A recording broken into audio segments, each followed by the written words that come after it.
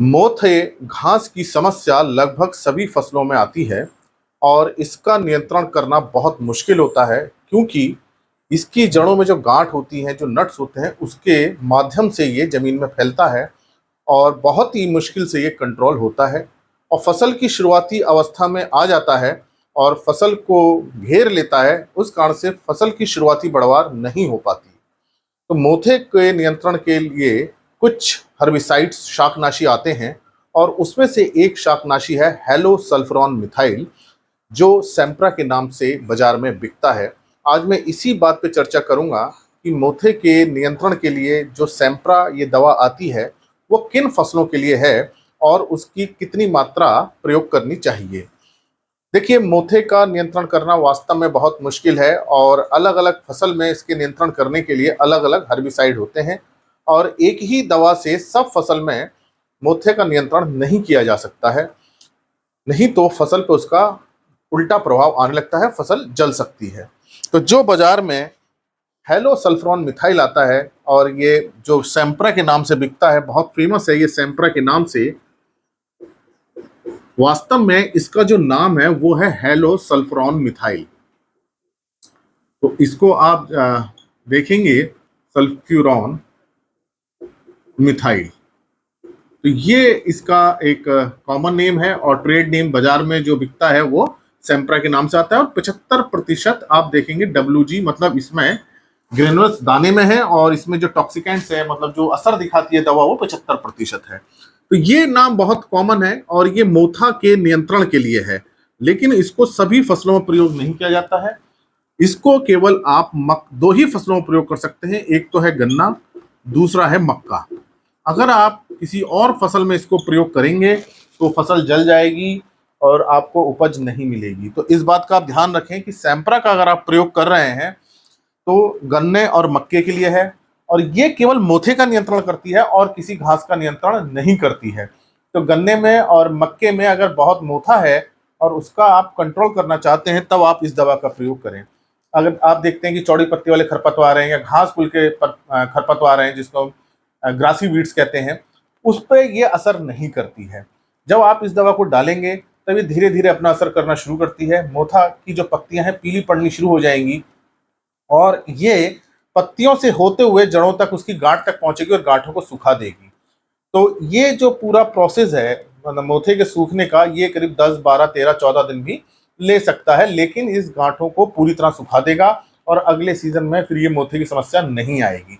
तो ये एक दवा सिस्टमिक दवा है, मतलब जब आप पत्तियों में डालते हैं तो ये जड़ों तक पहुंच जाती है। तो बहुत ही इफेक्टिव दवा है, लेकिन आपको ध्यान ये रखना है कि आपको केवल गन्ना मक्का में ही इसका प्रयोग करना है और किसी फसल में प्रयोग ना करें। आप ये ना समझें कि आपने गन्ने में डाली और मोथा कंट्रोल हो गया तो आपने इसको गेहूं में डाल दिया या आपने धान में डाल दिया या किसी दूसरी फसल में डाल दिया, तो वो फसल जल जाएगी, पीली हो जाएगी। तो ये गलती बिल्कुल ना करें, आपको केवल गन्ने और मक्के में डालना है। तो ये रही बात किस फसल में प्रयोग करना है। केवल दो ही फसलें हैं, गन्ना और मक्का। अब बात हम करते हैं कि इसकी कितनी मात्रा होनी चाहिए। देखिए, जो इसका डिब्बा आता है वो जनरली 36 ग्राम का आता है और वो एक डिब्बा 1 एकड़ का होता है। तो जो इसकी मात्रा होती है वो 36 ग्राम प्रति एकड़ होती है, मतलब आपको 1 एकड़ में 36 ग्राम डालना है। अब पानी की मात्रा जो रखते हैं करीब 150 लीटर रखते हैं।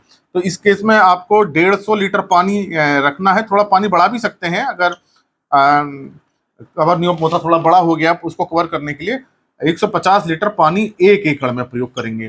तो इसका मतलब ये हुआ कि अगर हम नैपसेक से उसका हम प्रयोग कर रहे हैं, 15 लीटर हम नैपसेक की हमें जरूरत पड़ेगी, क्योंकि 15 लीटर का नैपसेक है तो हमें 10 नैपसेक की जरूरत पड़ेगी। तो 10 टंकी जो है नैपसेक की आपको जरूरत पड़ेगी और हर टंकी में हमको कितना पानी भरना है, 15 लीटर। तो 150 लीटर पानी ये हो जाएगा। तो इसका मतलब है ये है कि ये दवा आपको 10 टंकी में डालनी है। 36 ग्राम दवा 10 टंकी में डालनी है। तो एक टंकी में कितनी जाएगी, 3.6 ग्राम दवा। तो ये अगर आपके पास डिजिटल बैलेंस है तो बिल्कुल इस दवा को बिल्कुल तोल के ही डालिए, वे करके डालिए। नहीं तो अगर ये दवा ज्यादा हो जाएगी तो ये फसल पे भी असर कर सकती है, मक्का पीला पड़ सकता है। कहीं ऐसा ना हो कि आपने 5 ग्राम डाल दिया, 6 ग्राम डाल दिया, आपको अंदाज नहीं पड़ा। तो देखिए 3.6 ग्राम, मतलब कि ये दवा जा रही है। अब ये 3.6 ग्राम 10 टंकी में डाल रहे हैं 36 ग्राम, तो 3.6 ग्राम एक टंकी में पड़ेगी। तो अब ये देखिए 3.6 ग्राम बहुत ही कम मात्रा है। इसको बैलेंस पे तोलना भी बड़ा मुश्किल होता है, जहां डिजिटल बैलेंस होंगी वहीं इसको आप तोल पाएंगे।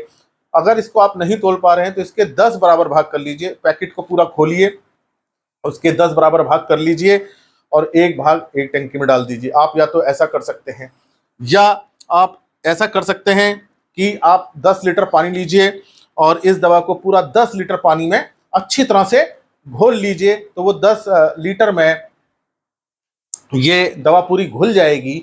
और आपको चूंकि 10 टंकी डालनी है, तो अब 1 लीटर पानी एक टंकी में डाल दीजिए, तो भी आप इस तरह से इसको दवा का प्रयोग कर सकते हैं। तो जो आपको सुविधा लगे उस हिसाब से कर लीजिए। लेकिन अगर आप 10 लीटर में इसका घोल बना रहे हैं तो आप घोल को बहुत अच्छी तरह बनाइए कि दाने पूरी तरह से इसमें घुल जाएं। ऐसा ना हो कि नीचे दाने बैठे हों, ऊपर कम हो।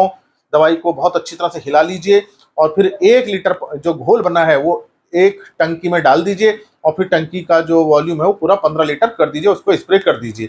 तो इस तरह से 10 टंकी में 10 लीटर ये दवा प्रयोग हो जाएगी। तो 2 तरीके से आप प्रयोग कर सकते हैं। ये आप अगर इसको इसी मात्रा में डालेंगे तो बहुत अच्छे आपको रिजल्ट्स मिलेंगे। लेकिन आपको 2-3 बातों का ध्यान रखना है कि आपको केवल इन्हीं 2 फसलों में प्रयोग करना है, गन्ना और मक्का में, और किसी फसल में नहीं डालना है। जो दवा है 36 ग्राम एकड़ की वही डालनी है, उससे कम या ज़्यादा नहीं डालनी है। और मोथे में जब 2-3 पत्तियां आ जाएं तो आप इस दवा को डाल दीजिए। अगर मोथा बहुत बड़ा हो जाएगा तो उसको कंट्रोल करना बहुत मुश्किल हो जाता है। तो आप देखते हैं खेत के अंदर मोथा आ रहा है, बढ़ रहा है, 2-3 पत्तियां उसमें आ गई हैं, तो आप इसको स्प्रे कर दीजिए। 3-4 पत्ती पे भी ये अच्छा काम कर लेगा। लेकिन अगर उससे ज़्यादा हो गया, मोथा बढ़ गया, तो फिर इसका असर नहीं कर पाएगा। लेकिन इस बात का भी ध्यान रखिए कि ये जो हर्बिसाइड है केवल मोथे के लिए है, साइप्रस रोटेंडस खास तौर से उसके लिए है। ये चौड़ी पत्ती खरपतवार है या पतली पत्ती खरपतवार है, उनके लिए नहीं है।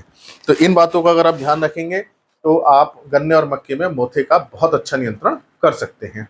इसी प्रकार के लेक्चर्स को देखने के लिए आप कृषि किसान प्लेलिस्ट देखिए, और अगर चैनल सब्सक्राइब नहीं किया है तो सब्सक्राइब कीजिए। धन्यवाद।